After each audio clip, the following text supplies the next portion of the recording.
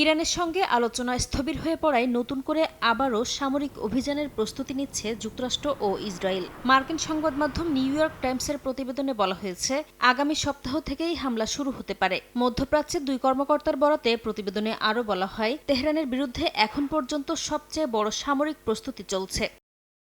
সম্ভাব্য অভিযানের মধ্যে রয়েছে ইরানের সামরিক ও অবকাঠামোগত স্থাপনায় ব্যাপক বোমা হামলা, পারস্য উপসাগরে খার্ক দ্বীপ দখল এবং ধ্বংসস্তূপের নিচে চাপা পড়া পারমাণবিক উপাদান উদ্ধারে কমান্ডো অভিযান। মার্কিন কর্মকর্তারা বলছেন, এমন অভিযান অত্যন্ত ঝুঁকিপূর্ণ এবং এতে ইরানি বাহিনীর সঙ্গে সরাসরি সংঘর্ষের আশঙ্কা রয়েছে।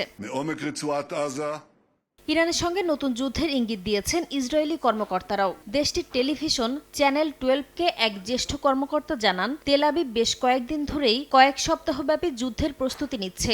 এখন শুধু মার্কিন প্রেসিডেন্ট ডোনাল্ড ট্রাম্পের চূড়ান্ত সিদ্ধান্তের অপেক্ষায় তারা।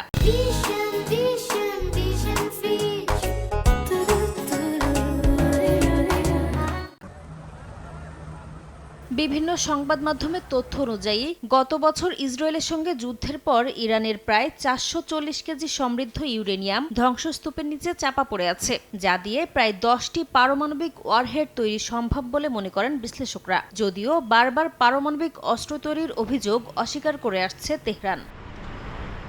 নাসরিন রুমি, সময় সংবাদ।